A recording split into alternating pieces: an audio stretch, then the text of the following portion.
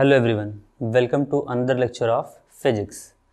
आज हम फिजिक्स में electric charge and electric field को स्टार्ट करने जा रहे हैं। ये क्लास 12th का आपका फर्स्ट यूनिट का फर्स्ट चैप्टर है। ठीक, देखिए आज से हम एक सीरीज शुरू करने जा रहे हैं जिसका नाम है टारगेट 2021।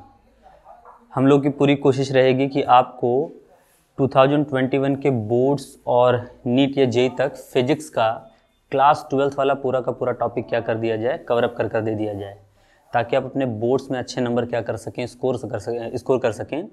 एक लेक्चर के लिए हम लोग 2 से 3 वीडियो का यूज़ करेंगे कंसेप्ट बिल्ड करते हुए। ठीक, देखिए इतने कम टाइम में किसी टॉपिक का कंसेप्ट उतना अच्छे से तो बिल्ड कर पाना थोड़ा मुश्किल है, फिर भी हम लोग कोशिश करेंगे कि फास्ट ट्रैक पर थोड़ा चलते हुए हम लोग कंसेप्ट्स को भी देखते हुए चलेंगे और चीज़ों को समझने की कोशिश करेंगे फटाफट, है ना। 2 से 3 लेक्चर मैक्सिमम और एक चैप्टर आपका कवरअप रहेगा, ताकि आप अपने बोर्ड्स में तो अच्छे नंबर स्कोर कर लें, क्योंकि उसके बाद भी आपके पास इनफ टाइम रहेगा बाकी कॉम्पिटिटिव एग्ज़ाम्स को देने के लिए। लेकिन पहले उससे जो मेन हर्डल है उससे तो आप पार हो लीजिए, वरना पता चला आप नीट या जेई मेंस कर रहे हैं और जेई मेंस की प्रिपरेशन तो हो गई और बोर्ड्स में लटक गए, है ना। ठीक, तो उससे पहले उसके ऊपर भी थोड़ा फोकस हो लीजिए। तो आप अगर क्लास 12th में हैं और आप भी 2021 में बोर्ड्स देने वाले हैं तो इस सीरीज़ को प्लीज़ सपोर्ट करें, अपने फ्रेंड्स के साथ भी इसको शेयर करें। आपको इस सीरीज़ से काफ़ी हेल्प मिलेगी, इसकी मैं पूरी उम्मीद रखता हूँ। ठीक, और मैं पूरी कोशिश करूँगा कि आपको हर चैप्टर के कंसेप्ट्स के साथ फास्ट ट्रैक रिवीजन का एक मज़ा मिल पाए, ठीक है ना। हम हर लेक्चर में ये कोशिश करेंगे कि आपको ज़्यादा से ज़्यादा कंसेप्चुअल पॉइंट बताते हुए आगे हम लोग बढ़ेंगे और उनके बारे में छोटी छोटी चीज़ें क्या करते चलेंगे, सीखते चलेंगे। न्यूमेरिकल्स के पॉइंट प्लस थ्योरी और जो डेरिवेशन वाले पार्ट्स रहेंगे उनको फटाफट हम लोग कवर अप करते हुए चलेंगे।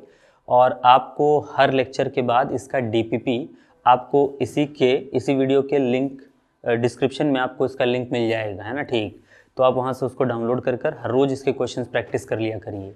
और फिर प्रीवियस ईयर क्वेश्चन पेपर्स भी आप खरीद लीजिए बोर्ड एग्ज़ाम के, आप जिस भी बोर्ड का प्रिपरेशन कर रहे होंगे, ठीक है ना। सीबीएसई से हैं, आईसीएसई से हैं या फिर आप स्टेट बोर्ड्स दे रहे हैं, उनको आप प्रेफर कर लीजिए और उसके अकॉर्डिंग फिर आप अपना क्वेश्चन सॉल्व करना शुरू कर दीजिए। देखिए थोड़ी स्ट्रैटेजी बना लीजिए, क्योंकि टाइम आपके पास कम है तो कम टाइम में आपको ज़्यादा चीज़ें कवर करनी है, इस हिसाब से थोड़ा पढ़ना शुरू करिए। ये सारी चीज़ें आप करेंगे तभी आप पूरे नंबर क्या कर पाएंगे, स्कोर कर पाएंगे। ठीक, तो आज हम लोग electric charge and electric field शुरू करते हैं और इसके बारे में जानने की कोशिश करते हैं। ठीक, तो चलिए स्टार्ट करते हैं। सबसे पहले हम लोग यहाँ देखेंगे इलेक्ट्रिक चार्ज या फिर चार्ज क्या होता है, ठीक है ना। देखिए चार्ज के बेसिक्स पॉइंट बहुत सारे हैं, लेकिन हम यहाँ हिट करेंगे इसके मेन पॉइंट पर, जो आपको एग्जाम में हर टाइप के क्वेश्चन सॉल्व करने में क्या कर पाएंगे, हेल्प कर पाएंगे, ठीक है ना। बात समझिएगा। Charge is a physical quantity which developed on any body due to transfer of electrons, ठीक है ना।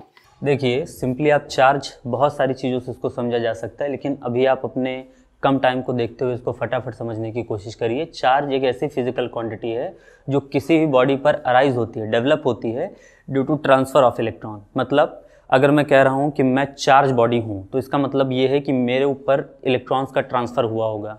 अब हो सकता है कि मेरे अंदर से इलेक्ट्रॉन निकल कर बाहर गया हो या बाहर से अंदर आया हो। मतलब मैंने इलेक्ट्रॉन हो सकता है डोनेट कर दिए हूँ या फिर इलेक्ट्रॉन मैंने क्या कर लिया हूँ, एक्सेप्ट कर लिए हूँ। दोनों ही केसेस में मुझ पर क्या डेवलप होगा, चार्ज डेवलप होगा।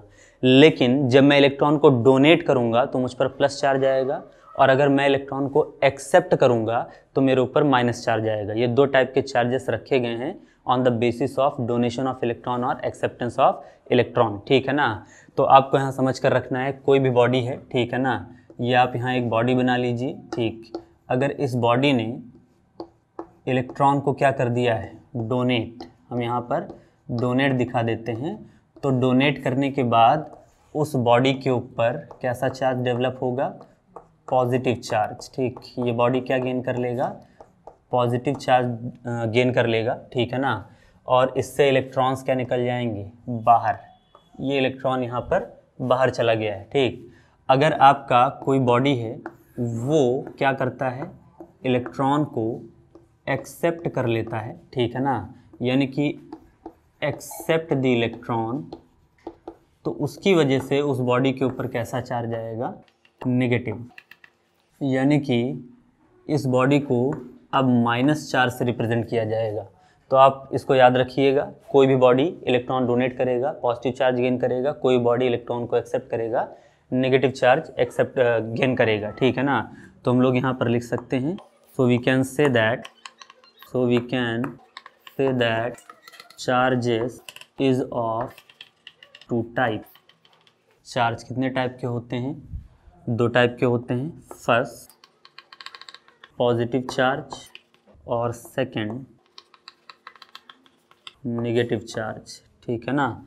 दो टाइप के चार्जेस आपको मिल चुके हैं, पॉजिटिव और नेगेटिव। पॉजिटिव कब आता है, जब बॉडी इलेक्ट्रॉन डोनेट करता है, नेगेटिव कब आता है, जब बॉडी इलेक्ट्रॉन एक्सेप्ट करता है। क्लियर है। अगले पॉइंट पर हम लोग आते हैं, charge on any body is represented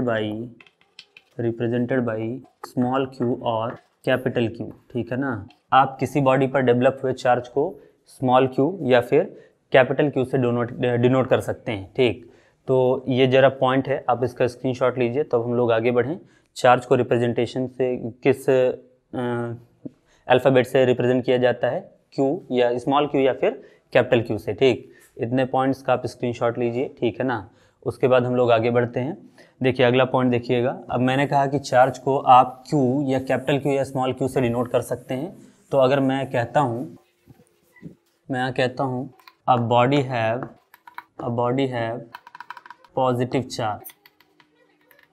charge, तो मतलब आप कह सकते हैं कि उस बॉडी के ऊपर जो टोटल चार्ज है प्लस का, उसका अमाउंट डिनोट करने के लिए हम लोग ऐसे दिखा सकते हैं कि it have plus Q charge, है ना। उसको रिप्रेजेंट ऐसे कर दिया जाएगा, ठीक। अगर कोई कहता है अ बॉडी हैव, यहाँ ऑफ नहीं सॉरी हैव होगा, ऐसे ही अ बॉडी हैव नेगेटिव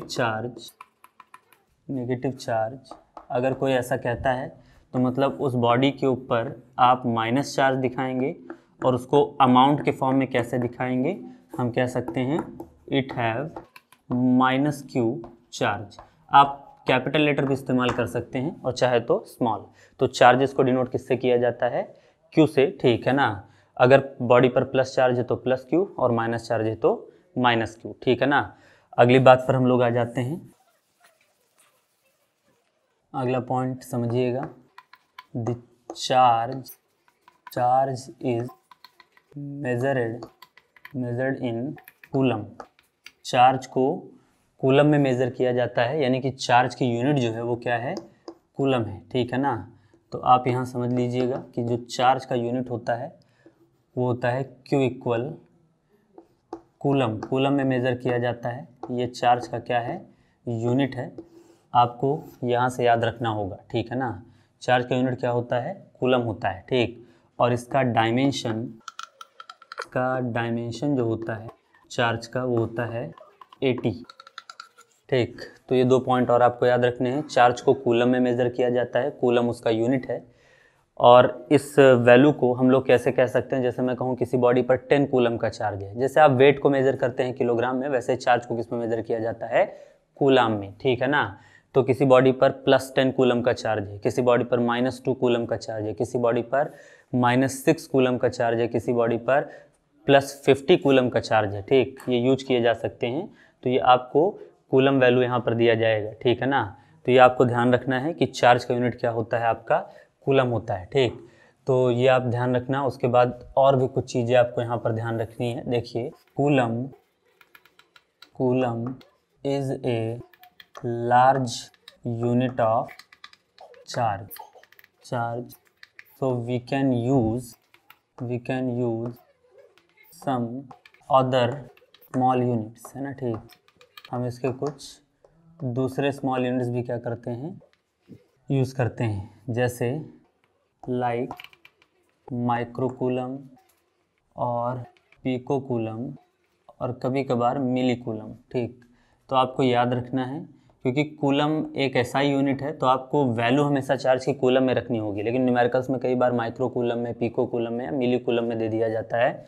तो इसका कन्वर्जन याद रखिएगा, 1 milli coulomb equal 10⁻³ coulomb, 1 micro coulomb is equal to 10⁻⁻6 coulomb, और 1 pico coulomb is equal to 10⁻12 coulomb. ठीक है ना।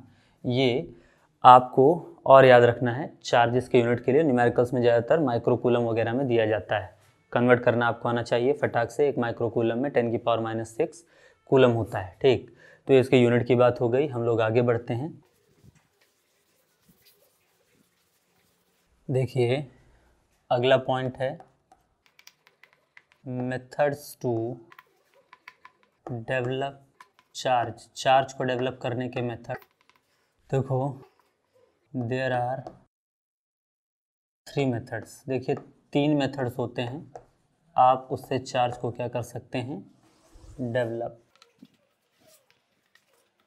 पहला है बाय फ्रिक्शन बिटवीन 2 बॉडी, दूसरा है बाय कंडक्शन बिटवीन 2 कंडक्टर, और तीसरा बाय इंडक्शन बिटवीन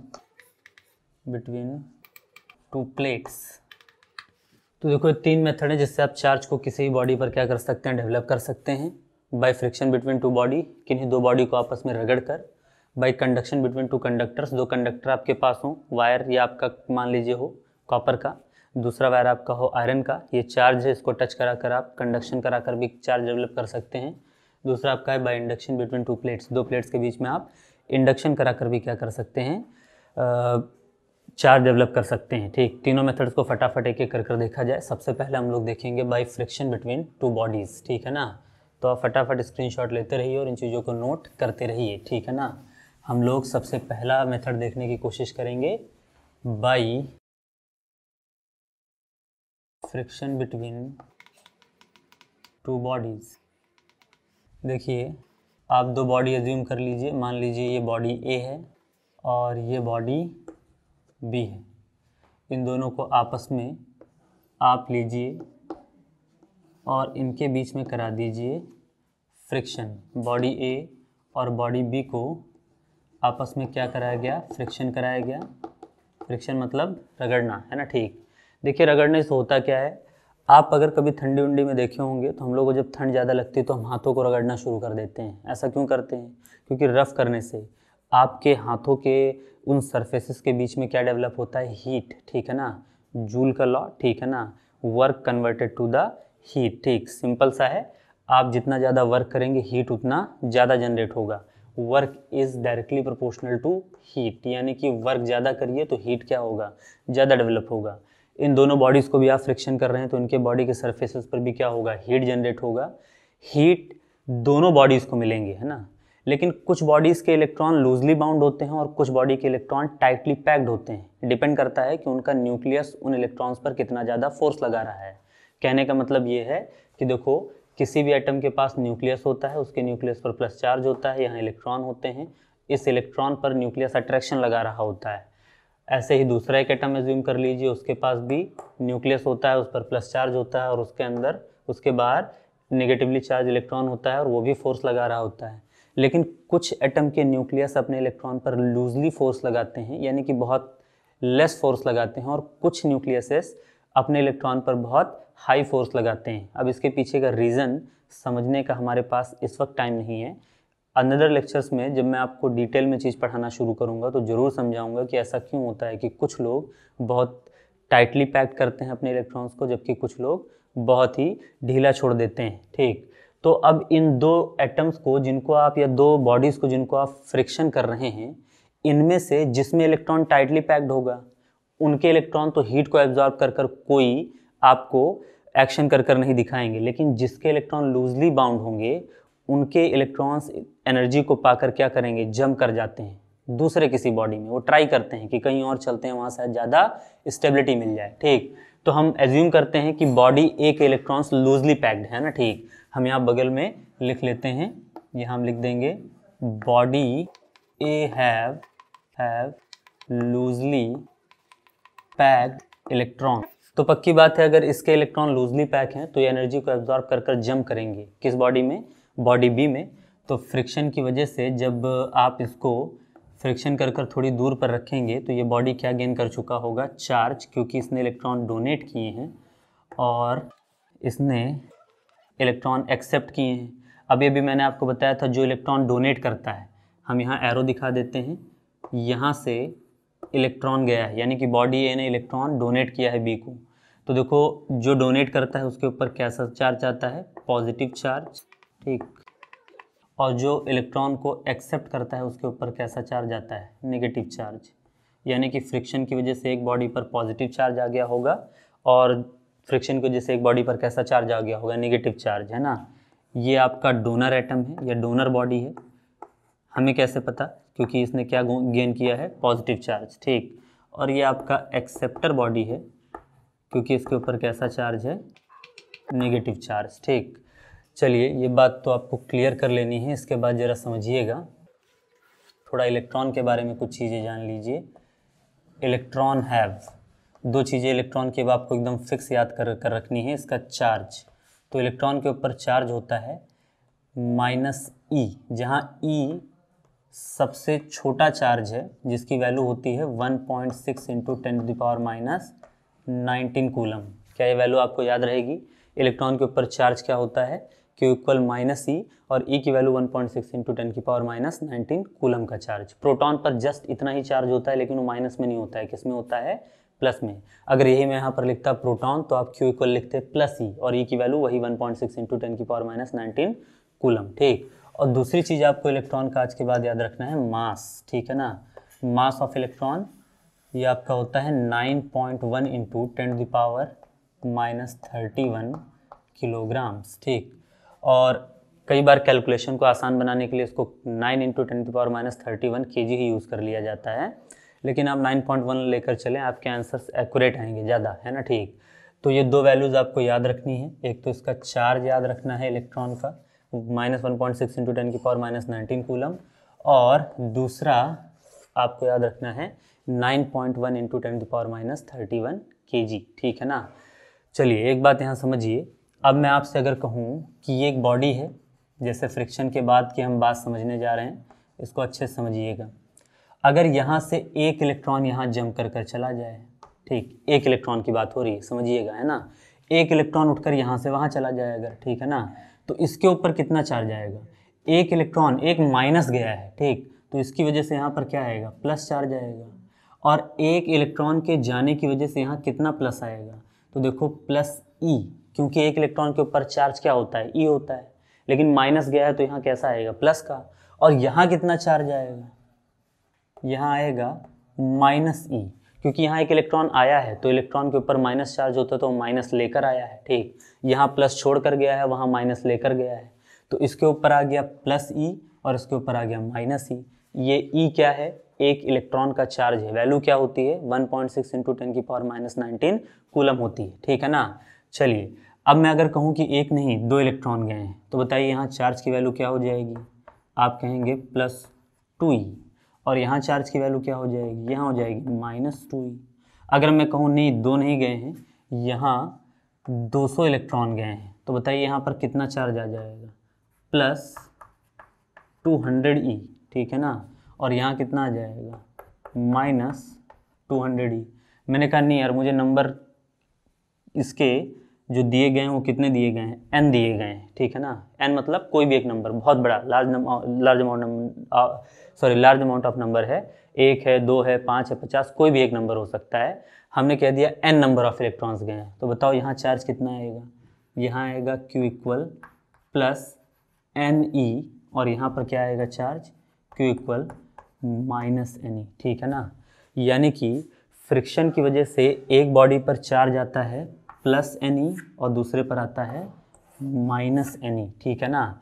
यानी कि दोनों पर चार्ज का अमाउंट तो सेम होता है, बस नेचर क्या रहता है, अपोजिट रहता है, ठीक। तो फ्रिक्शन की वजह से एक बॉडी पर प्लस का चार्ज आता है, एक पर माइनस का चार्ज आता है, दोनों का अमाउंट सेम होता है। अमाउंट कितनी होता है, n × E।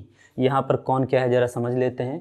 आपको इस फॉर्मूले पर कई सारे न्यूमेरिकल मिल जाएंगे। ठीक, इस चीज़ को ज़रा स्क्रीनशॉट लीजिए, आगे बढ़ा जाए फटाक से उस फॉर्मूले पर, कुछ क्लियर किए जाएँ कंसेप्ट। ठीक, फ्रिक्शन को फिर से समझ लीजिए। दो बॉडी को जब आप यहाँ पर फ्रिक्शन करते हैं तो फ्रिक्शन की वजह से यहाँ क्या जनरेट होता है, हीट जनरेट होता है, हीट ड्यू टू फ्रिक्शन। और अगर हीट जनरेट होगा तो उसकी वजह से लूजली पैक्ड इलेक्ट्रॉन्स अपने बॉडी को छोड़कर दूसरे बॉडी में एंटर करेंगे, जिसको छोड़ेंगे उसके ऊपर प्लस चार्ज, जिसके अंदर जाएंगे उसके ऊपर माइनस चार्ज। किसी के ऊपर कितना प्लस आएगा कितना माइनस आएगा वो डिपेंड करता है कि कितने इलेक्ट्रॉन ट्रांसफ़र हुए हैं। ठीक है ना।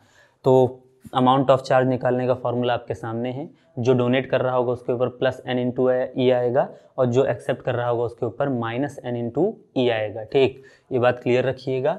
जहाँ पर उस फॉर्मूले का यूज़ करना है तो देखिए अब आपके पास यहाँ उस फॉर्मूले का वैल्यू है। ठीक, चार्ज ड्यू टू फ्रिक्शन हमको मिल चुका है। चार्ज ड्यू टू फ्रिक्शन कितना मिलेगा, Q इक्वल NE।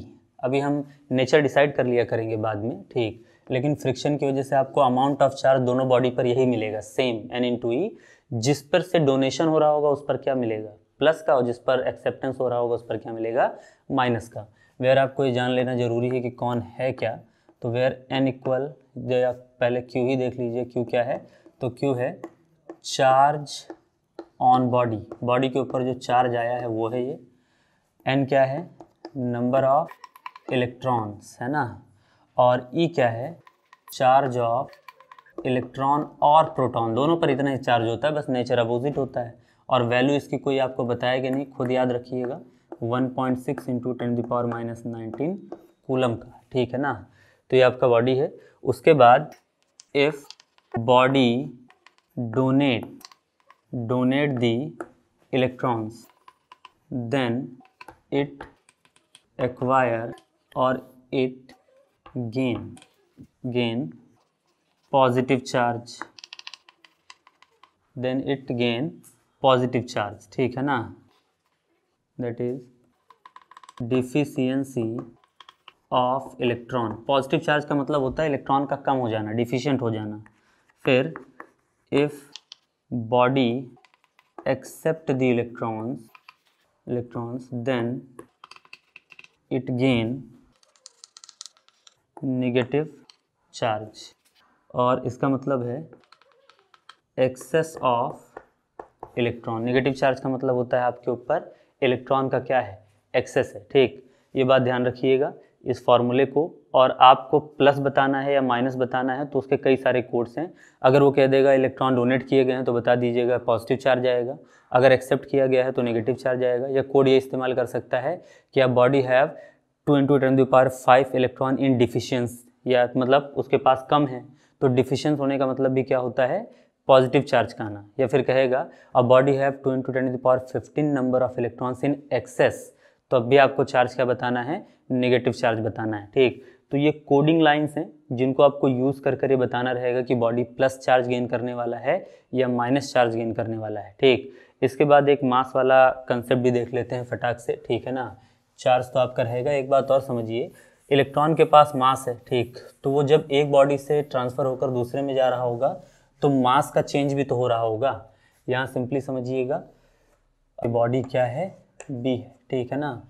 इलेक्ट्रॉन यहाँ से यहाँ उठ कर गया है, हम मान ले रहे हैं n इलेक्ट्रॉन गए हैं, तो भाई यहाँ से इलेक्ट्रॉन गए हैं तो यहाँ का मास थोड़ा क्या कर जाएगा, डिक्रीज़, और वहाँ का मास क्या हो जाएगा, इंक्रीज़।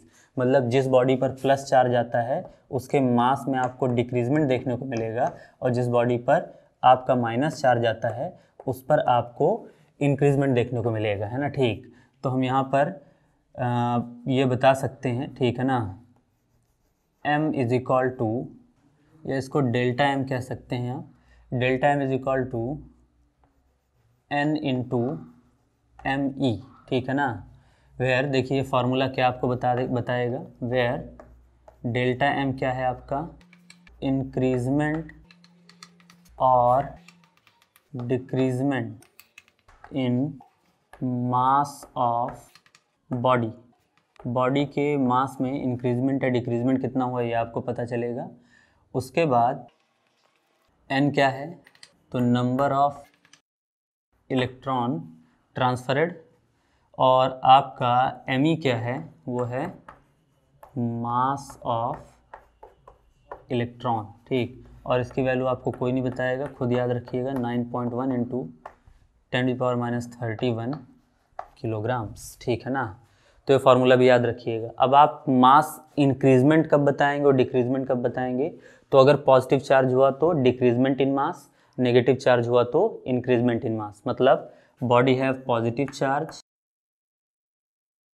अगर पॉजिटिव चार्ज है तो इस डेल्टा एम को क्या पढ़ा जाएगा? Decrement in mass, then mass decreases, body have negative charge, then mass is increases, ठीक। तो आपको पॉजिटिव होने पर डिक्रीजेस बताना है मास में और नेगेटिव होने पर इंक्रीजेस बताना है मास में, ठीक।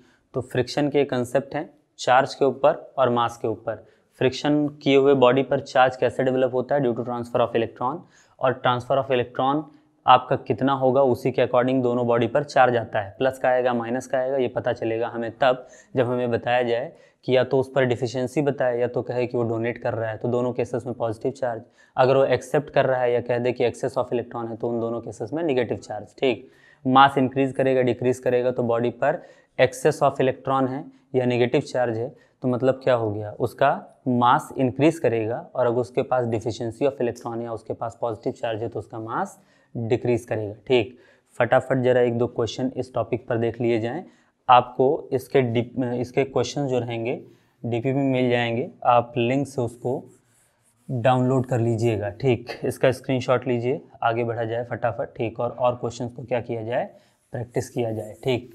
तो देखिए फ्रिक्शन के इन क्वेश्चंस को फटाफट आप प्रैक्टिस करिएगा, और इनके क्वेश्चंस को एक क्वेश्चन आपको इसके ऊपर हम कर दिखा देते हैं।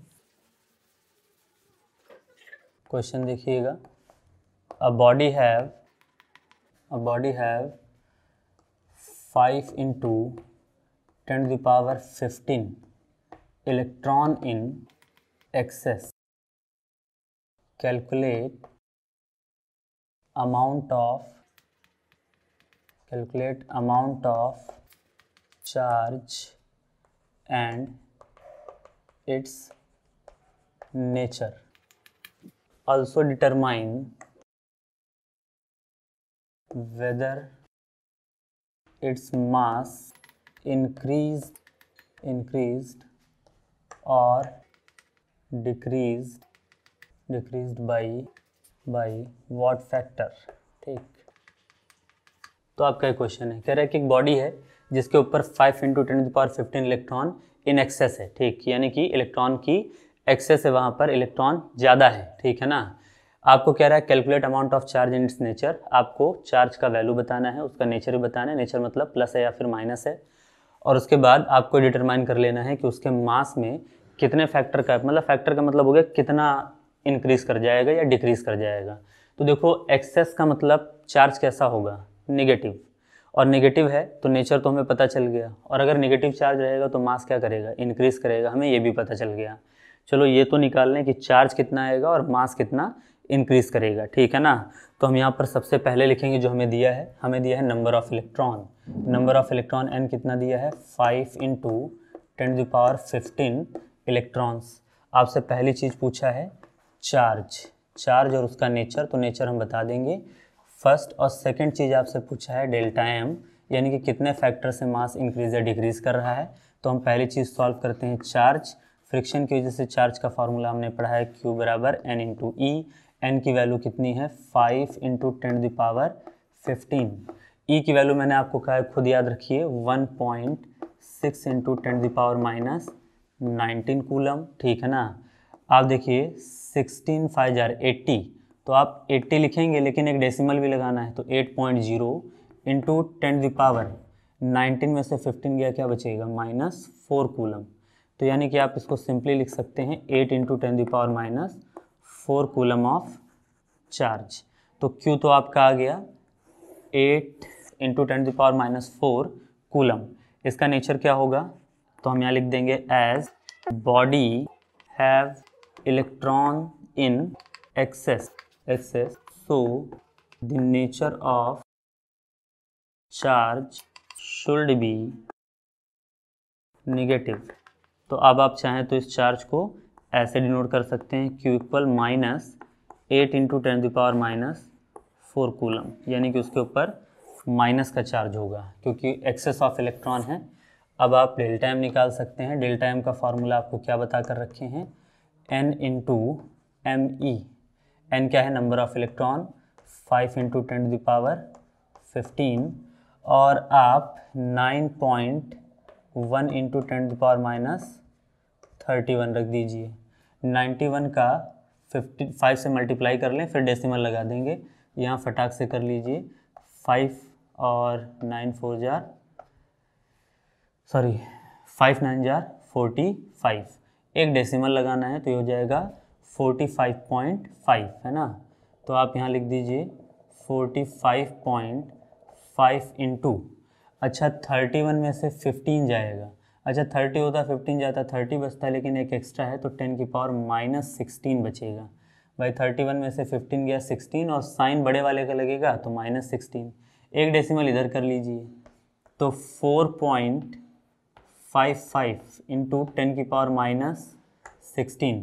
देखिए जब डेसिमल टूवर्ड लेफ्ट लाया जाता है तो यहाँ ऐड किया जाता है, +1 ऐड कर देंगे, तो अब फाइनल आंसर आपका बचेगा 4.55 इंटू 10⁻⁻15 किलोग्राम, ठीक है ना। इतना मास रहेगा, ठीक है ना। अब ये मास उस पर इंक्रीज़ किया है या डिक्रीज़ किया है ज़रा समझिएगा। तो हम यहाँ पर लिखेंगे as body have negative charge, ठीक है ना, body have negative charge, so its mass should be increased. उसका मास क्या किया होगा, इंक्रीज किया होगा।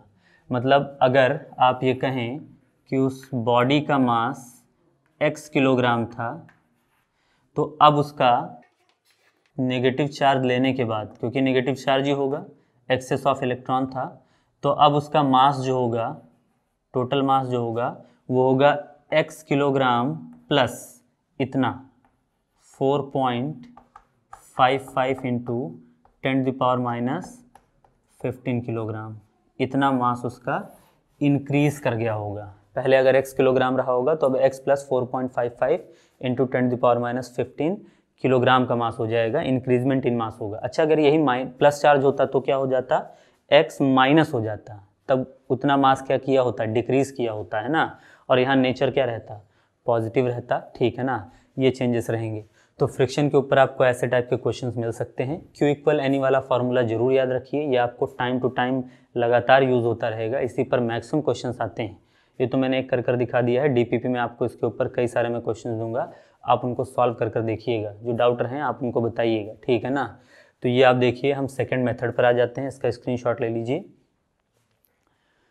चलिए तो हम लोग सेकेंड मेथड को देखते हैं। सेकेंड मेथड क्या है, सेकेंड मेथड आपका है कंडक्शन, ठीक है ना। सेकेंड मेथड है चार्ज डेवलप करने का बाय कंडक्शन, ठीक। देखिए कंडक्शन के लिए पहली शर्त तो ये है कि जो भी दो बॉडी है उनको क्या होना चाहिए, कंडक्टिंग होना चाहिए। तो मान लीजिए मेरे पास, और इसमें देखिए दो कंडीशंस रहेंगे, उन दोनों कंडीशंस को समझ लीजिए। कंडक्शन में दो मेथड्स क्या हैं और फार्मूले इसके सिंपल हैं, आप फटाफट समझ जाएंगे। जैसे मान लीजिए कंडक्शन के दो मेथड्स क्या हैं, पहला है both body have equal shape and size. यहाँ है both body have different shape and size, ठीक है ना। तो मतलब यहाँ मान लीजिए आपके पास एक बॉडी है, बॉडी A, और यहाँ एक बॉडी है, बॉडी B। मान लीजिए कि इसके ऊपर Q1 कूलम का चार्ज है और इसके ऊपर क्या है, Q2 कूलम का चार्ज है। दोनों आइडेंटिकल हैं शेप और साइज में, है ना। और इनको आपने एक दूसरे के कांटेक्ट में ला दिया। आपको फ्रिक्शन वगैरह कुछ नहीं करना है, बस इनको सिंपल सा एक टच देना है ना, कॉन्टैक्टेड, बस आपस में उनको टच करा देना है एक बार, और टच करा कर वापस से यहाँ रख देना है, ठीक है ना। तो जब आप वापस रखेंगे तो दोनों बॉडीज़ शेप और साइज में आइडेंटिकल्स हैं, अब दोनों पर चार्ज भी इक्वल हो जाएगा, Q और Q। पहले दोनों पर Q1 Q2 था, दोनों पर चार्ज बराबर हो जाएगा।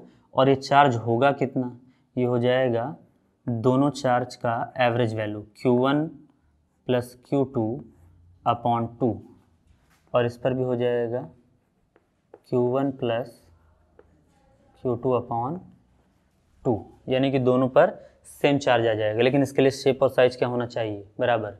यहाँ एक एग्जांपल इसके सपोर्ट में मैं लिख दे रहा हूँ ताकि आप इसको इजीली समझ सकें। मान लीजिए मेरे पास एक कंडक्टिंग बॉडी था, और दो एग्जांपल्स देख लेते हैं फटाफट इसके। एक कंडक्टिंग बॉडी था A और एक कंडक्टिंग बॉडी था B। इसके ऊपर मान लेते हैं 5 माइक्रोकूलम का चार्ज था, और इसके ऊपर था मान लीजिए -3 माइक्रोकूलम का चार्ज। ठीक, इनको आपस में क्या किया गया, कांटेक्ट किया गया, और फिर क्या कर दिया गया, अलग रख दिया गया, A और B। ये दोनों क्या थे, ये हम ब्रैकेट में लिख दे रहे हैं, बोथ आर आइडेंटिकल। आइडेंटिकल मतलब शेप साइज में एक दूसरे के क्या हैं, बराबर हैं। तो फिर दोनों पर चार्ज सेम हो जाएगा, और चार्ज क्या होगा, तो वो होगा Q1 प्लस Q2/2। चलो Q1 कितना है, 5 है, प्लस Q2 कितना है, -3 है बाई 2। 5 प्लस माइनस माइनस हो जाएगा, 5 में से 3 गया, क्या बचेगा 2, 2/2 कैंसिल होकर क्या आ जाएगा, 1 माइक्रोकूलम। अब आप इस माइक्रोकूलम को चेंज भी कर सकते हैं, 10⁻⁻6 है, लेकिन अभी हमारा ऐसा कोई इरादा नहीं है, न्यूमेरिकल्स जब लगाएंगे तब कर लेंगे। अभी तो हम बस समझ रहे हैं कि कंडक्शन से चार्ज कैसे डेवलप होता है। यहाँ पर भी उतना ही चार्ज होगा, Q2/2, तो सॉल्व करेंगे सेम आंसर आएगा 1 माइक्रोकूलम। यानी कि अब दोनों बॉडीज़ पर 1 माइक्रोकूलम और 1 माइक्रोकूलम का क्या बचा होगा, चार्ज बचा होगा, अगर दोनों आइडेंटिकल हैं तो। ठीक है ना। इस एग्जाम्पल को अगर आप समझे हों तो एक और बगल में एग्जाम्पल देख लीजिए इसी के सपोर्ट में। ठीक है ना। जैसे मान लीजिए आपके पास फिर से दो आइडेंटिकल बॉडीज़ हैं, A और B। इस पर चार्ज है मान लीजिए 10 माइक्रोकूलम का, या 10 कूलम ले लीजिए, नहीं आप सोचें बार बार माइक्रोकूलम क्यों लिया जा रहा, 10 कूलम और यहाँ 0 कूलम, मतलब ये न्यूट्रल था। ठीक, इन दोनों को आपस में कांटेक्ट कराया गया। कांटेक्ट, अच्छा कांटेक्ट आप किसी तरीके से करा सकते हैं, जैसे सिर्फ इसी तरीके से नहीं, देखो एक और तरीका है, इनको वायर से कनेक्ट कर दिया गया। वायर से कनेक्ट करेंगे तब भी आपका ये तुरंत सेम चार्ज ले लेगा, बॉडी A बॉडी B, है ना। तो इस पर भी चार्ज Q हो जाएगा, इस पर भी Q हो जाएगा, क्योंकि ये दोनों क्या आइडेंटिकल हैं। जहाँ Q की वैल्यू क्या होगी, Q1 प्लस Q2/2, और इस पर भी क्या हो जाएगा, Q1 प्लस Q2/2। देखो यहाँ पर क्या हो जाएगा, Q1 क्या है 10 प्लस 0/2, 10/2, ये आ जाएगा 5 कूलम। और इस पर भी क्या आ जाएगा, सेम सिचुएशन है, तो इस पर भी क्या होगा 5 कूलम। यानी कि अब दोनों बॉडीज़ कितना चार्ज रख रहे होंगे, 5 कूलम और 5 कूलम का। तो आइडेंटिकल बॉडी के केस में तो काफ़ी इजी जॉब है। ये आपको अभी थोड़ा लेंदी लग रहा होगा, लेकिन इसको तो मेरे ख्याल से सॉल्व करने की भी ज़रूरत नहीं है, आप चाहें तो मनी में कर सकते हैं। जैसे यही था, 5 में से 3 गया 2, 2/2, 1 आ गया, दोनों पर 1 1 हो जाएगा, है ना। यही था 10 प्लस 0 10/2, 5, दोनों पर 5 5 हो जाएंगे। ठीक, अब आप, मैं बोल रहा हूँ, आप मन में फटाफट उसको रिवाइज करने की, आप आंसर ढूंढने की कोशिश करिएगा, है ना। ठीक, एक बॉडी पर 3 माइक्रोकूलम का चार्ज है और एक पर -8 माइक्रोकूलम है। बताइए दोनों को टच कराया गया तो कितना कितना चार्ज बचेगा। मन में सोचिए, 3 - 8 क्या आ जाएगा, प्लस का 3 है माइनस का 8 है, तो आंसर आएगा -5, लेकिन उसको 2 से क्या करना है, डिवाइड। तो -5 डिवाइडेड बाई आपका 2 कितना आ जाएगा, 2.5 कूलम। ठीक है ना। तो दोनों बॉडीज़ पर -2.5 कूलम का चार्ज क्या रहेगा, हो जाएगा। ठीक, अगला सुनिएगा, एक बॉडी पर 10 कूलम का चार्ज है, एक पर 15 कूलम का चार्ज है ना। ठीक, दोनों को आपस में कांटेक्ट कराया गया है, आइडेंटिकल बॉडीज़ थे, तो अब दोनों पर चार्ज कितना बचेगा। ठीक, 15 + 10 25, 25 डिवाइडेड बाई 2, 12.5 कूलम और 12.5 कूलम। ठीक, तो कंडक्टिंग बॉडीज़ का अगर शेप साइज इक्विवेलेंट है, दोनों बराबर हैं, तब तो ये काम काफ़ी क्या रहेगा, आसान, उसमें कोई दिक्कत नहीं होगी। लेकिन हाँ, अगर उनका बॉडी आइडेंटिकल नहीं है तो फिर आपको क्या होने वाली है, अलग फार्मूले को, थोड़ी डिफ़िकल्टीज होती है, वहाँ के फार्मूले थोड़े अलग होते हैं। तो आप थोड़ा समझिएगा कि आइडेंटिकल का केस है, आपको इसको याद रखना है। 2 एग्जांपल्स हैं, इनका स्क्रीनशॉट लीजिए, मिटाकर फिर दूसरे वाले कंडीशन को देखा जाए और उनके भी एग्जांपल समझे जाए ना। तो ये इस साइड का आप जरा स्क्रीनशॉट ले लीजिए, ये तो नोटेड रहेगा लेकिन वो एग्जांपल्स मिटा देंगे, तो आप चाहें तो उसको नोट कर लें, ठीक है ना। इसके बाद हम लोग सेकंड केस देखते हैं कि अगर दोनों बॉडीज़ का शेप साइज अलग अलग हो, जैसे बॉडी ए है और ये बॉडी बी है, और इनको आपस में कांटेक्ट कराया जाए। मान लीजिए इस पर चार्ज Q1 है और इस पर क्या है, Q2 है, और इनको आपस में कांटेक्ट करा दिया जाए और कांटेक्ट कराकर अलग किया जाए। ये बॉडी ए है और ये बॉडी बी है, तो इन पर अब चार्ज सेम नहीं होगा। इस पर हो जाएगा मान लीजिए Q1 डैश, क्योंकि Q और Q हम मान नहीं सकते हैं तो कुछ अलग अलग मानना पड़ेगा, तो Q1 डैश, क्योंकि Q1 भी ऊपर मान चुके हैं तो एक अलग नाम सोचने से अच्छा है Q1 के ऊपर डैश लगा दिया, मतलब अलग चार्ज हो जाएगा। और इस पर हो जाएगा आपका Q2 डैश, ठीक है ना। अब ये Q1 डैश और Q2 डैश कैसे निकलेगा, तो ये निकलेगा Q1 dash equal C1 into में Q1 plus Q2 by C1 plus C2, ठीक। ये Q1 डैश का फार्मूला हो जाएगा। और ये कैसे निकलेगा, ये निकलेगा C2 into Q1 plus Q2 whole divided by C1 plus C2, ठीक है ना। अब आप सोच रहे होंगे अचानक से इसमें एक नई टर्मिनोलॉजी आ गई, सी को बॉडी का कैपेसिटेंस कहा जाता है। आप इस फॉर्मूले को सिर्फ यहाँ लिख लीजिएगा, इसके ऊपर डिस्कशन हम लोग 3rd चैप्टर को जब पढ़ेंगे तब करेंगे। हम लोग फटाफट चल रहे हैं, ज़्यादा टाइम नहीं लगेगा, 2 से 3 लेक्चर इस चैप्टर को ख़त्म करने में लगेगा, 2 से 3 गॉस थ्योरम वाले चैप्टर को, और उसके जस्ट बाद आपको फिर इलेक्ट्रिक पोटेंशियल और कैपेसिटेंस ही पढ़ना है, ठीक है ना।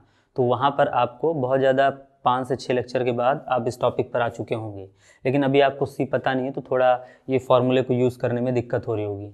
इन रियलिटी मेन फार्मूला यही है, इससे ही ये फार्मूला डेवलप हुआ है। देखिए क्या होता है, जब शेप और साइज इक्वल होता है तो उनकी कैपेसिटीज़ इक्वल होती हैं। तो यहाँ आप सी रख देंगे, यहाँ सी रख देंगे, यहाँ सी रख देंगे, तो यहाँ C प्लस C 2C हो जाएगा और C से C कैंसिल हो जाएगा, तो Q1 प्लस Q2 बाई 2 बचेगा, है ना। ऐसे सेम सिचुएशन वहाँ पर हो जाएगा।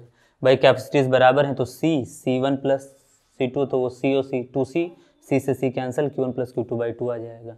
तो इन रियलिटी मेन फार्मूला तो यही है, लेकिन उससे ये शॉर्टकट इसलिए बन जाता है क्योंकि शेप और साइज इक्वल होने पर कैपेसिटीज़ क्या होती हैं, इक्वल होती हैं, और कैपेसिटीज़ इक्वल होंगी तो वो सब एडजस्ट होकर आपको इस फॉर्म में मिल जाएंगे। लेकिन कैपेसिटीज़ इक्वल नहीं है तो उनको आपको दिखाना पड़ेगा।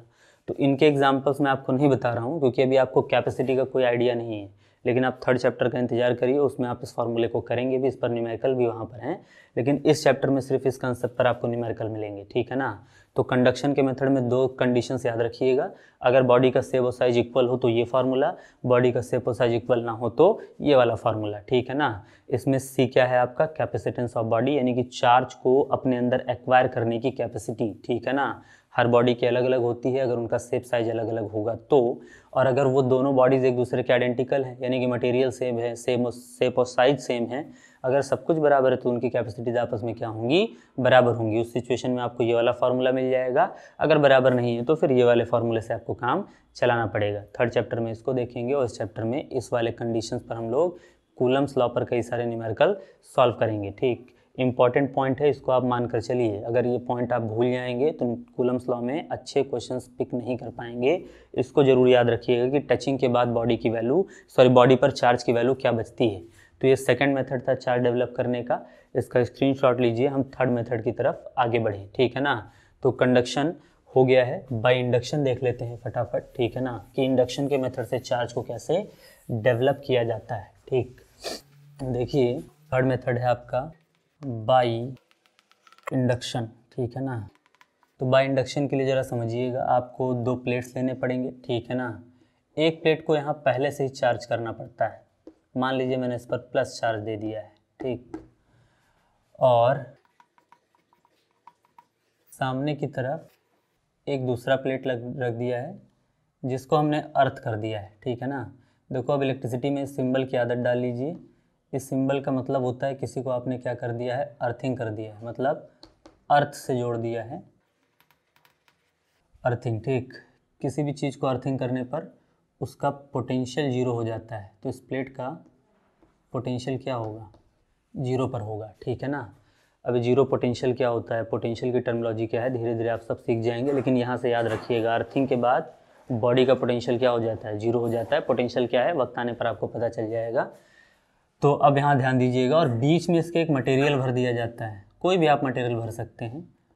आप किसी भी कंपाउंड को यहाँ पर यूज़ कर सकते हैं। जो यहाँ कंपाउंड यूज़ होते हैं उन कंपाउंड्स को कहा जाता है डाई इलेक्ट्रिक मीडियम, और इनका एक स्पेशल कैरेक्टर होता है के को कहा जाता है डाइलेक्ट्रिक कांस्टेंट, ठीक है ना। और जब यहाँ पर प्लस चार्ज रहेगा तो उसकी वजह से यहाँ डेवलप होगा माइनस चार्ज, यानी कि इस प्लेट को देखकर ये वाला प्लेट जो है वो अपने ऊपर माइनस चार्ज खुद ब खुद डेवलप कर लेगा, अर्थ से माइनस को बुलाकर। मतलब यहाँ खड़े हैं प्लस वाले, इन्होंने आवाज़ लगाया, ये जो के है बीच में ना, आप ऐसा समझिए मैसेंजर का काम कर रहा है। ये के रहेगा, इन प्लस वालों की बात सुनेगा, ये प्लस वाले कहेंगे कि जाओ अर्थ से। अर्थ के पास देखो दोनों टाइप के चार्ज पड़े होते हैं, प्लस भी और माइनस भी, ठीक है ना। ये मैसेंजर ने यहाँ प्लेट्स को बताया कि भैया बाहर वाले लोग जो हैं वो प्लस वाले लोग हैं, प्लस आपको वहाँ से क्या करना चाह रहे हैं, बुलाना चाह रहे हैं, ठीक है ना। तो प्लस की बात सुनकर माइनस यहाँ पर आ जाएंगे, यहाँ पर चार्ज का डेवलप हो जाएगा माइनस वाला, ठीक। अगर आप यहाँ के चार्ज को Q1 कह रहे हैं, ठीक है ना, या आप मान लीजिए इसको कह दीजिए Q, और यहाँ वाले चार्ज को कह दीजिए Q डैश, तो आपको Q डैश निकालना है, क्योंकि ये वाला चार्ज तो आप खुद लेकर आए होंगे। आप इंडक्शन का मतलब होता है बिना टच हुए किसी को देख कर ही अपने अंदर वो प्रॉपर्टी ले लेना है ना, ठीक। सिंपल शब्द में कहा जाए तो जैसे हम गांव में कहते हैं कि हमारा देखा देखी कर कर ये चीज़ सीख ली है ना, ठीक। सिंपल सी मीनिंग यही है, ठीक। किसी को देख कर उसके कैरेक्टर्स को एक्वायर करने की प्रॉपर्टी को क्या कहा जाता है, इंडक्शन कहा जाता है। और इंडक्शन की प्रॉपर्टी यहाँ पर साफ दिख रही है, क्योंकि इस बॉडी ने इसको टच वच नहीं किया है, बस ये उसको देख कर क्या कर रहा है, अपने पास चार्ज को एक्वायर कर रहा है, ठीक। तो चार्ज को एक्वायर करने की प्रॉपर्टी यहाँ पर आपके सामने है, ठीक है ना। इस पर चार्ज कितना डेवलप होगा ज़रा देखिएगा। Q डैश की वैल्यू जो होगी वो माइनस क्यू यहाँ लगाया गया है क्योंकि ये जस्ट अपोजिट आया करेगा। अब ज़रा समझिए, अगर Q प्लस में होगा तो यहाँ प्लस रखेंगे, प्लस माइनस माइनस रहेगा, यानी कि यहाँ पर माइनस चार्ज आएगा। अगर ये माइनस रहेगा तो Q को माइनस में रखेंगे, माइनस माइनस क्या हो जाएगा, प्लस, यानी कि इस प्लेट पर कैसा चार्ज आएगा, प्लस चार्ज आएगा, ठीक। यानी कि जस्ट अपोजिट, अगर यहाँ प्लस है तो वहाँ माइनस आएगा, यहाँ माइनस है तो वहाँ प्लस आएगा। और आगे ब्रैकेट में आपका रहेगा 1 माइनस 1/K, ठीक है ना। यहाँ कौन क्या क्या है ज़रा ये भी जान लीजिएगा। Where Q dash is equal to induced charge, है ना। इंड्यूस मतलब जो देखा देखी से डेवलप हो गया है ना, किसी को देख कर डेवलप हो गया, इंड्यूस्ड है ना, किसी को देख कर हम अपने अंदर एक कैरेक्टर ले आए, तो ये इंड्यूस चार्ज है, देखा देखी से डेवलप हुआ है, ठीक। और Q इंड्यूसिंग चार्ज, इंड्यूसिंग का मतलब जो दूसरे को दिखा रहा है, दिखावा कर रहा है कि भैया ऐसा करो, प्रेरित कर रहा है उसको, है ना, ठीक, ऐसा करने के लिए इंड्यूसिंग, है ना, दूसरों को दिखाकर वो काम करवाने वाला आदमी, है ना, ठीक, इंड्यूसिंग चार्ज है। और K क्या है इसमें, K को कहा जाता है dielectric constant of medium. देखिए बात समझने की कोशिश करिएगा। डाइलेक्ट्रिक कांस्टेंट तो यहाँ मेन चीज़ भैया, बीच का मैसेंजर यही है। अगर ये मैसेज वहाँ तक ढंग से ना पहुँचाए तो मामला गड़बड़ा जाएगा, है ना, ठीक। बीच के मैसेंजर से अगर चालें तो आपको फंसा सकते हैं, ठीक।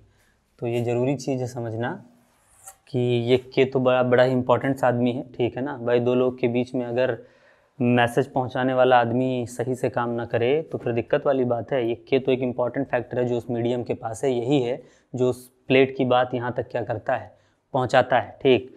तो ये के है, Q डैश है, ठीक है ना, ये आपके पास हैं। और के की वैल्यू देखिए अलग अलग मीडियम के लिए अलग अलग होती है, कुछ लोग की एकदम फिक्स होती है, उनको आप याद रखिएगा, मैक्सिमम घूम घुमा कर वही आपको मिलेंगे, ठीक है ना।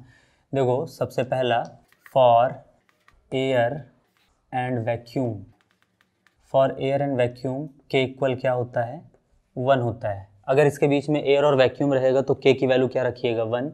अच्छा अगर के की वैल्यू यहाँ 1 रख दिए तो 1/1 1 होगा, 1 - 1 0 होगा, 0 मल्टीप्लाइड बाय क्यू 0 हो जाएगा। मतलब इस प्लेट पर कोई चार्ज नहीं पहुंच पाएगा। कहने का मतलब ये है कि अगर इस प्लेट के बीच से आप मीडियम हटा लें और यहाँ पर एयर या वैक्यूम रहेगा तो फिर यहाँ की बातचीत यहाँ नहीं पहुँच पाएगी। आपका यहाँ वाला इंडक्शन या यहाँ वाला जो इंड्यूस्ड करने वाला चार्ज है वो ये यहाँ कभी भी चार्ज डेवलप नहीं कर पाएगा, क्योंकि इस फॉर्मूले के अकॉर्डिंग आप साफ देख सकते हैं। अगर मैं यहाँ पर रख दूँ, देखो Q dash equal minus Q bracket में 1 - 1 अपॉन K की वैल्यू 1 रख दे रहे हैं ना। K कितना दिया है 1, तो 1/1 1 होगा और 1 - 0 1 - 1 क्या होगा 0 होगा। तो माइनस क्यू मल्टीप्लाइड बाई 0 और 0 मल्टीप्लाइड बाई समथिंग क्या आता है 0 ही आता है। यानी कि आपको यहाँ इंड्यूसिंग चार्ज या इंड्यूस्ड चार्ज बिल्कुल भी मिलने वाला नहीं है। तो एक बात तो कन्फर्म है, अगर आप इंडक्शन से चार्ज को डेवलप करना चाहते हैं तो बीच में एयर और वैक्यूम तो मत रखिएगा, नहीं तो आपको चार्ज की वैल्यू नहीं मिलेगी। ठीक, दूसरा आप याद रखिएगा फॉर कंडक्टर्स, है ना। कंडक्टर्स के लिए देखो क्या होता है, कंडक्टर्स के लिए क्या होता है इन्फिनिटी, है ना। देखो कंडक्टर्स चार्ज को बड़ी तेज़ी से अपने अंदर से ले जाते हैं ना, तो वो मैसेज बहुत अच्छे से पहुंचा देंगे। तो उनका जो क्या होता है डाइलेक्ट्रिक कांस्टेंट होता है वो इन्फिनिटी होता है। और उस सिचुएशन में देखिए क्या होगा, Q dash equal minus Q 1 - 1 upon के क्या है इन्फिनिटी है, और 1 अपॉन इन्फिनिटी क्या होता है 0। 1 - 0 क्या होगा 1 - 0 क्या होगा 1 मल्टीप्लाइड बाई क्यू क्या होगा Q।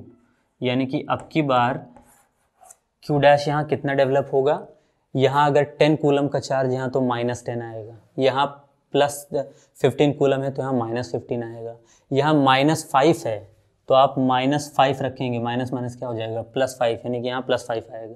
मतलब जितना यहाँ होगा जस्ट उतना ही वहाँ आएगा, बस नेचर क्या रहेगा अपोजिट रहेगा। अगर यहाँ प्लस में है तो वहाँ क्या रहेगा माइनस में रहेगा। कौन रहेगा बीच में, तो कंडक्टर्स। ठीक, और तीसरे टाइप के लोग जो होते हैं, ठीक है ना, वो होते हैं आपके डाइलेक्ट्रिक मीडियम्स। डाइलेक्ट्रिक मीडियम्स क्या होते हैं, एयर और वैक्यूम को छोड़ दिया जाए और कंडक्टर्स को छोड़ दिया जाए तो जो लोग बचे उन लोग को डाइलेक्ट्रिक मीडियम कहा जाता है। ठीक है ना, वाटर इसका बेस्ट एग्जांपल है। ठीक है ना, ये एक डाइलेक्ट्रिक मीडियम होता है। आप में से कई लोग मन में सोच रहे होंगे कि वाटर तो कंडक्टर होता है, तो ये थोड़ी गलत इन्फॉर्मेशन है। हाँ, वाटर कंडक्टर तो बन सकता है लेकिन उसमें भी कुछ कंडीशंस हैं ना। तो डाइलेक्ट्रिक का जो के होता है वो थोड़ा ऐसे लिखा जाता है, समझिएगा, ये बीच में होते हैं ना, इनका के जो होता है वो एक से ज़्यादा होता है। मतलब एयर और वैक्यूम से इनमें मैसेज पहुंचाने की क्षमता ज़्यादा होती है, लेकिन कंडक्टर से यानी कि इन्फिनिटी से क्या होता है कम होता है। तो इनका के जो रहेगा वो एक से ज़्यादा होगा और कोई एक फाइनाइट वैल्यू रहेगी, 10 होगा, 50 होगा, 15 होगा, 20 होगा, लेकिन इन्फिनिटी नहीं होगा, है ना। ठीक, और एक से ज़्यादा रहेगा, ये भी गारंटी है। ठीक है ना, तो ये बात ध्यान रखिएगा, इन तीन लोग के सिचुएशंस पर आपको के अलग अलग तरीके से मिल जाया करेगा, है ना। ठीक, तो के वैल्यूज़ ये आपके हैं। ठीक, इंडक्शन से चार्ज डेवलप करने के तरीके हैं, इनको ध्यान रखिएगा। ठीक है ना, अगर यहाँ पर मान लीजिए 10 कूलम का चार्ज हो प्लस में, ठीक है ना, तो यहाँ कैसा चार्ज आएगा माइनस में आएगा, और कितना आएगा डिपेंड करता है बीच में के क्या है। एयर वैक्यूम रहा तो कुछ भी नहीं आएगा, ठीक है ना। अगर कंडक्टर रहा तो पूरा का पूरा ट्रांसफ़र हो जाएगा चार्ज का साइन बदल कर, यहाँ प्लस में तो वहाँ माइनस में, यहाँ माइनस में तो वहाँ प्लस में। और अगर कोई और मीडियम रहा तो फिर उसके अकॉर्डिंग आपको न्यूमेरिकल सॉल्व करना पड़ेगा, है ना। ठीक, तो ये आपका तीसरा मेथड था बाई इंडक्शन। ठीक, फटाक से अगर आप इसका एक एग्जांपल देखना चाहें तो दिखाएं कि कैसे सिचुएशन इस पर आ सकता है। ठीक, तो देखिए सेम डायग्राम बना रहने देते हैं, एक एग्जाम्पल हम लोग ले लेते हैं, इसका स्क्रीनशॉट लीजिए, हम लोग फटाक से आगे इस पर बढ़ा जाए। ठीक, ज़रा देखिएगा, हम यहाँ पर कह देते हैं कि ये मान लीजिए +50 माइक्रो कूलम का चार्ज है, तो मुझे यहाँ Q डैश की वैल्यू बतानी, जबकि K की वैल्यू यहाँ पर मान लेते हैं 5 है। कितनी है 5। चलिए, आपको देखो Q दिया है, Q कितना दिया है +50 माइक्रो कूलम, आपको K दिया है 5। आपसे क्या पूछा है, तो देखिए आपसे Q डैश इसमें पूछा गया है, Q डैश बराबर क्वेश्चन मार्क।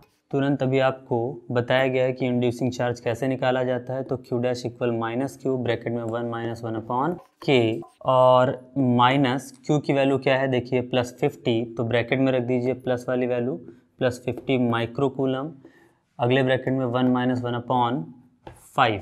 ठीक है ना, प्लस माइनस माइनस ही रहेगा, 50 माइक्रो कूलम इंटू में 5 वन जा 5 माइनस 1 मतलब 4/5, ये कट जाएगा 10 टाइम्स और 10 मल्टीप्लाइड बाई 4 कितना आएगा -40 माइक्रोकूलम। तो यहाँ पर इंड्यूसिंग चार्ज क्या आ जाएगा -40 माइक्रोकूलम आ जाएगा। ये आपके इंडक्शन वाले मेथड से चार्ज को डेवलप करने का क्या है तरीका है। ठीक, अच्छे से सारे पॉइंट्स नोट कर लीजिए। और चार्ज की एक और प्रॉपर्टी याद रखिएगा, चार्ज एक स्केलर क्वांटिटी होता है, यानी कि चार्ज के पास सिर्फ मैग्नीट्यूड होता है, उसके पास कोई डायरेक्शन नहीं होता है। ठीक है ना, आप लिखिएगा charge is a scalar quantity. Charge एक स्केलर क्वांटिटी होता है, मतलब इसके पास सिर्फ मैग्नीट्यूड होता है और इसके पास डायरेक्शन नहीं होता है। इसको ऐड करने के लिए आप अलजेब्रिक सम का यूज़ करते हैं, मतलब प्लस प्लस रहेगा जोड़ दीजिएगा, प्लस माइनस रहेगा घटा दीजिएगा, साइन बड़े वाले का दीजिएगा, और माइनस माइनस रहेगा तो ऐड कर दीजिएगा, साइन माइनस का रहेगा। ठीक, जो नॉर्मली हम मैथमेटिक्स में अलजेब्रिक सम लगाते हैं। ठीक, तो ये बात याद रखिएगा। इतने पॉइंट्स आज के लेक्चर में आप फटाफट देख लीजिएगा। अगले लेक्चर में हम लोग कूलम्स लॉ को शुरू करेंगे, कूलम्स लॉ के हर टाइप के क्वेश्चंस प्रैक्टिस कर लेंगे, और थर्ड लेक्चर में इलेक्ट्रिक फील्ड को हम लोग फिनिश कर लेंगे। इस तरीके से आपका पहला चैप्टर पूरा कंप्लीट हो जाएगा और फिर हम अगले चैप्टर में आगे बढ़ेंगे। आज के लिए चार्ज आपको क्या क्या बताए हैं शुरुआत से लेकर अंत तक फटाफट आप देख लीजिए। चार्ज एक क्या होता है, ऐसी फिजिकल क्वांटिटी होती है जो ट्रांसफर ऑफ इलेक्ट्रॉन से जनरेट होता है। चार्ज को क्यू से डिनोट किया जाता है, चाहे स्मॉल क्यू चाहे कैपिटल क्यू। चार्ज को मेज़र करने के लिए आप कूलम का यूज़ करते हैं। कूलम एक बड़ा यूनिट है, तो कई बार उसके छोटे यूनिट्स भी यूज़ किए जाते हैं, माइक्रो कूलम, मिली कूलम और पिको कूलम। जहाँ एक मिली कूलम 10⁻³ कूलम के बराबर होता है, एक माइक्रो कूलम 10⁻6 कूलम के बराबर होता है, और एक पिको कूलम 10⁻12 कूलम के बराबर होता है। इसका यूनिट तो कूलम हो गया, डायमेंशन आपका 80 होता है, ये जरूर ध्यान रखिएगा। कई बार डायमेंशन के ऊपर भी आपको क्वेश्चन आ जाते हैं, आगे यूज़ भी करना पड़ेगा। ठीक, तो इसको भी अपने मन में क्लियर रखिएगा। चार्ज डेवलप करने के आपको 3 तरीके बताएं, बाई फ्रिक्शन, बाई कंडक्शन और बाई इंडक्शन। तीनों को अच्छे से रिवाइज करिए, तीनों के फार्मूले देखिए। इस लेक्चर से रिलेटेड डीपीपी आपको इसी वीडियो के नीचे डिस्क्रिप्शन में मिल जाएगा। ठीक है ना, आप उसे डाउनलोड कर लीजिए और इस लेक्चर से रिलेटेड हर तरह के क्वेश्चंस आप प्रैक्टिस कर डालिए। मिलते हैं अगले लेक्चर में, तब तक के लिए आप अच्छे से प्रैक्टिस करिएगा।